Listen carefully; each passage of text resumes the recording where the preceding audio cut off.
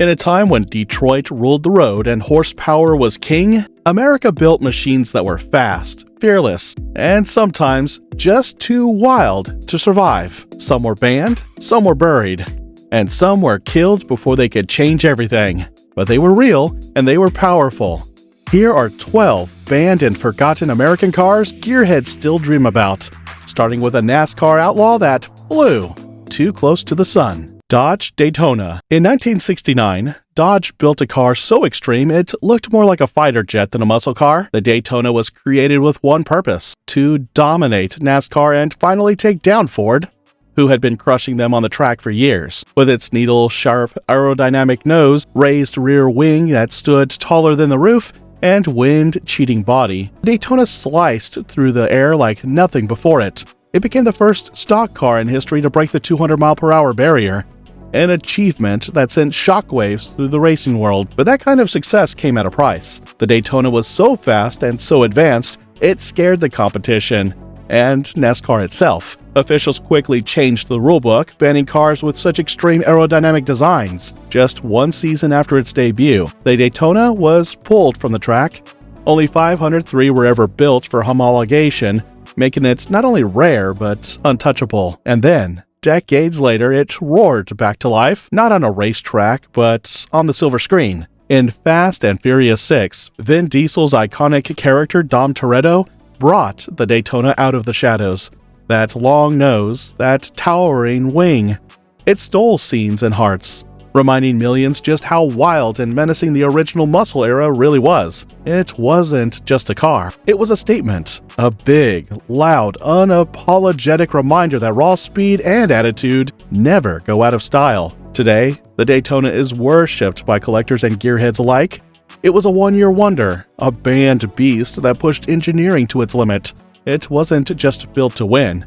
It was built to destroy. And that's exactly why it was loved, and why it was banned. Chevrolet Corvair. Chevrolet wasn't playing it safe when they built the Corvair. Rear-engined, air-cooled, and styled like nothing else coming out of Detroit, it was their answer to European imports like the VW Beetle and Porsche 356. Light on its feet and quirky by design, it offered Americans something refreshingly different. And for a while, it worked. But under all that innovation was a flaw nobody could ignore. Early models had a swing axle suspension setup that made them twitchy in corners, especially when driven hard or handled by the inexperienced. Then came the gut punch. In 1965, Ralph Nader dropped unsafe at any speed, putting the Corvair front and center as the poster child for dangerous design. Public confidence evaporated almost overnight, even after Chevrolet redesigned the suspension and fixed the issues. It was too late. The damage was done, sales nosedived, and by 1969, the Corvair was dead, quietly erased from the lineup like it never happened. It wasn't banned by lawmakers, it was crushed by bad press. The Corvair set out to change American car culture, and instead, it became a cautionary tale. Pontiac GTO Judge. Pontiac looked at the muscle car war and decided subtlety was overrated. The GTO Judge exploded onto the scene in 1970 with screaming paint, oversized decals, and a Ram Air engine that sounded like it was mad at the pavement. It didn't pull into a parking lot. It arrived with theme music. This was a car named after a punchline from Rowan and Martin's Laugh-In, a TV sketch show. That's right, a high-powered muscle car named after a comedy bit. Only in America could something so absurd make perfect sense. But while the Judge brought the noise, the real world brought the hammer. Skyrocketing insurance, smog regulations, and a gas crisis all hit at once. Suddenly, muscle cars were out and fuel economy was in. The Judge was discontinued after just 2 years. No appeal, no retrial. Still, it left behind a legacy louder than its exhaust note, too bold to blend in, too brash to be forgotten. The Judge wasn't just a muscle car. It was pure attitude on four wheels. And rebels like that, America never forgets. Chevrolet Astro 2. In 1968, Chevrolet rolled into the New York Auto Show and dropped jaws with something that looked like it had been smuggled out of Italy. The Astro 2 was a sleek, mid-engine concept that looked more Ferrari than front-yard Corvette. It had curves that could make a priest sweat, and every car guy in the building fell instantly in love. But just like your high school crush, it was never going to happen. GM got cold feet. They worried a mid-engine Corvette could hurt sales of their existing Golden Goose. So instead of changing the game, they locked it away like it never existed. Only one was ever built. One. It had the layout, the look, and the attitude America wasn't quite ready for. Decades later, when the C8 Corvette finally went mid-engine, it felt like deja vu, because the Astro 2 had already walked that walk 50 years earlier. This was the American exotic we never got. A concept so hot it scared its own maker. And just like that girl at prom who smiled at you once and then disappeared, we still think about it. Buick GNX. Most people saw a blacked-out Buick Regal and thought it was just another grandpa car. But under the hood, pure attitude. Buick took a turbocharged V6, tuned it up with help from McLaren, and turned it into a street-legal assassin that embarrassed Corvettes, and even gave Ferraris a run for their money. It hit 60 in under 5 seconds and made 276 horsepower feel like 400. No chrome, no fuss, just black paint, black wheels, and black eyes for the competition. It was the definition of a sleeper, quiet on the outside, savage on the inside. Only 547 GNXs were ever built. That's because GM got nervous. They couldn't have a Buick outrunning their Halo sports car. That's like your dad showing up to a college party and out chugging everyone. Cool for a second, then deeply uncomfortable. So they pulled the plug after 1 year. No encore, no comeback, just one glorious season of domination. The GNX didn't just break the rules, it embarrassed the system. And that's exactly why it's gone, and exactly why it's loved. Dodge Demon 170. If the Buick GNX was a quiet assassin in a tuxedo, the Dodge Demon 170 was a shirtless man doing donuts in a Walmart parking lot at 2 a.m. Screaming, smoking, and completely unhinged. Dodge didn't just crank up the horsepower. They ripped the knob off and tossed it into a vat of ethanol. 1,025 horsepower. 0 to 60 in 1.66 seconds. That's not a launch, that's a teleportation. It guzzled E85 fuel like a frat boy on spring break and came from the factory with no back seats, no frills, and an optional front passenger seat. As if Dodge was legally required to remind you this car was not for making friends. Of course, America being America, a few states looked at the street-legal drag monster and said, nope, emissions were off the charts, safety was a suggestion, and it got banned in multiple places before some people even knew it existed. The Demon 170 wasn't just a car, it was Dodge's mic drop. A final, flaming burnout in the face of electrification, loud, fast, brutal, and gone. And then came the Chevrolet SS, a car so quiet most folks didn't even realize it was trying to fight the same war. If the Demon was shouting from the rooftops, the SS was sneaking through the alleyway with a loaded V8 and a 6-speed manual. Chevrolet SS. Right after Dodge burned rubber into the sunset with the Demon 170, Chevy took a different approach. No smoke, no noise, no show. The Chevrolet SS slipped onto American streets so quietly you'd think it was part of a witness protection program. Underneath, it was pure Aussie muscle, a rebadged Holden Commodore from down under, stuffed with a 6.2-liter V8 and, bless the engineers, an optional manual gearbox, rear-wheel drive, magnetic ride control, and the heart of a Camaro in the body of a business-class sedan. It was like someone turned a dad car into a track weapon, but Chevrolet treated it like a secret they didn't want to share. No flashy ads, no Super Bowl spots, just a quiet launch and a quieter exit. You had a better chance of seeing Bigfoot than spotting an SS at your local dealership. When GM pulled the plug on Holden, the SS vanished without a farewell tour. No special edition, no final burnout, just gone. It wasn't banned, it didn't explode, it didn't scare lawmakers. It simply never got a shot. One of the greatest sleepers America ever had, overshadowed by silence and now remembered by the few who knew what it really was. Oldsmobile 442 W30. Muscle cars were everywhere in 1970. But Oldsmobile wasn't messing around. The 442 W30 wasn't just a badge and some racing stripes, it was a full-blown war cry. Under the hood, a 455 cubic inch V8, functional Ram air scoops, and enough torque to twist the pavement like taffy. This beast didn't ask for respect, it demanded it.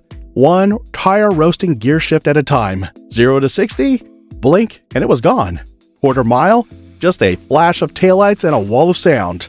It didn't rely on gimmicks or flashy decals. The W30 spoke fluent horsepower.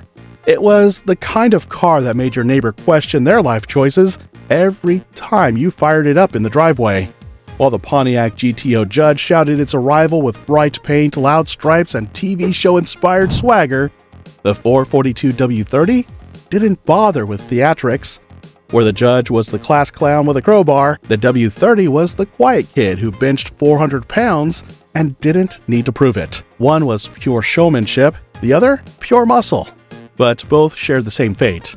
The golden age of muscle was about to get blindsided. Insurance companies got spooked, emissions rules came crashing down, gas prices soared.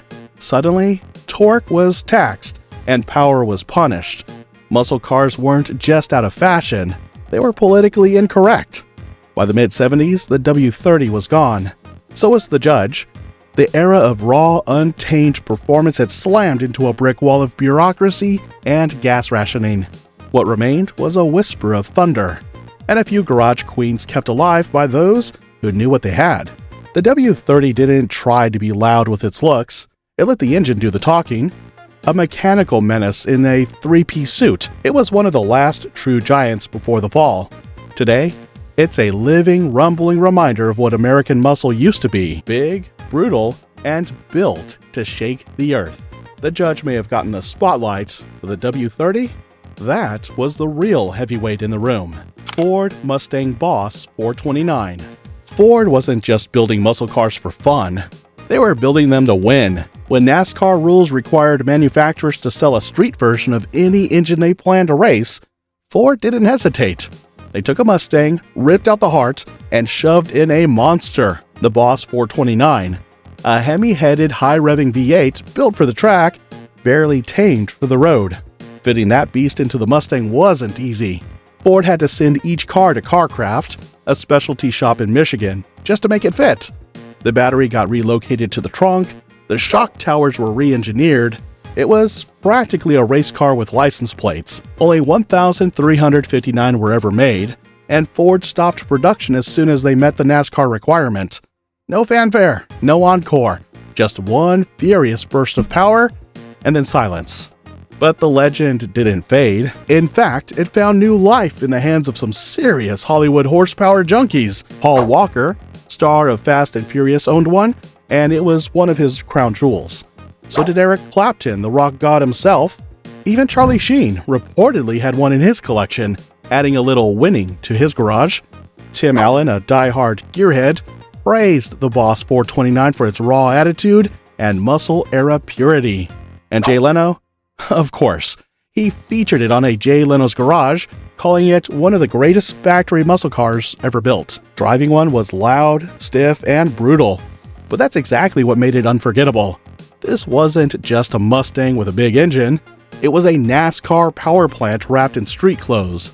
The kind of car that didn't ask for permission, it demanded respect. Raw, rare, and ridiculously cool, the Boss 429 wasn't just built for victory, it was built for immortality.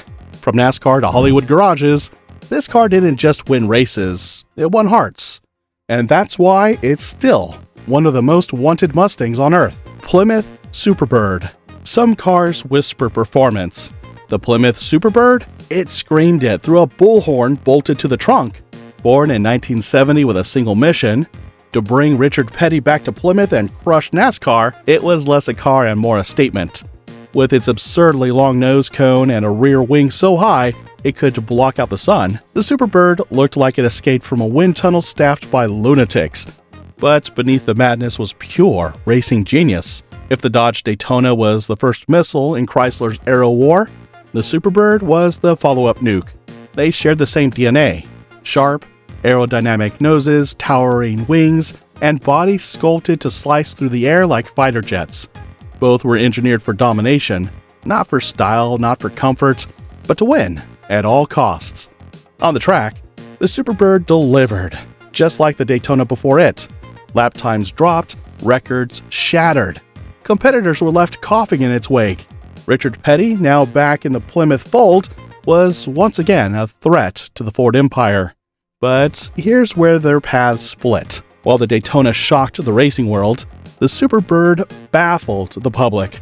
Its outlandish looks, built for speed not sales, didn't go over well at dealerships. The average buyer wasn't ready to daily drive something that looked like a prop from a sci-fi movie. Many Superbirds sat unsold. Some even had their wings and nose cones removed just to get them off the lot. Today, that's the kind of automotive blasphemy that would make a collector weep. Like the Daytona, the Superbird was too fast, too radical, and too ahead of its time. NASCAR saw what was happening and said, "Enough." New rules outlawed extreme aero designs, killing off both winged warriors just after 1 year. The war was over before it really began. Only about 1,920 Superbirds were ever built. At the time, it was mocked, misunderstood, and treated like the oddball of the muscle car world. But now, it's a legend. A museum piece. $1 million unicorn that Gearheads would trade a kidney to own.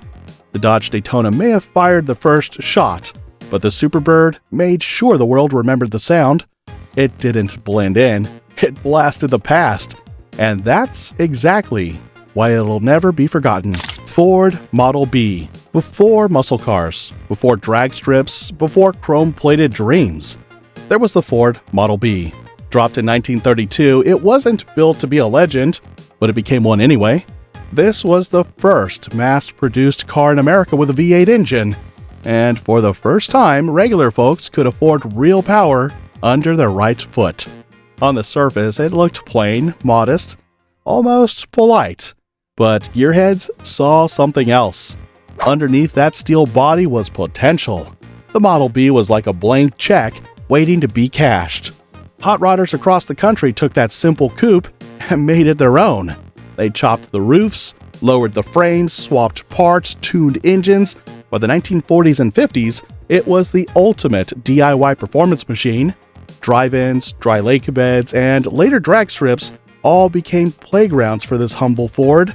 It wasn't flashy off the factory floor, but it didn't need to be. The Model B became the DNA of American car culture. Every burnout, every grudge match at midnight, every rumbling V8 that rattled neighborhood windows owes something to the 1932 icon.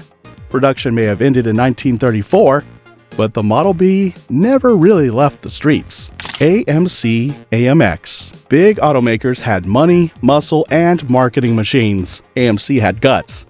And in the late 1960s, they decided to throw a punch at the Corvette with something nobody saw coming: the AMX. This wasn't just another pony car. The AMX was short, sharp, and stripped down to fight.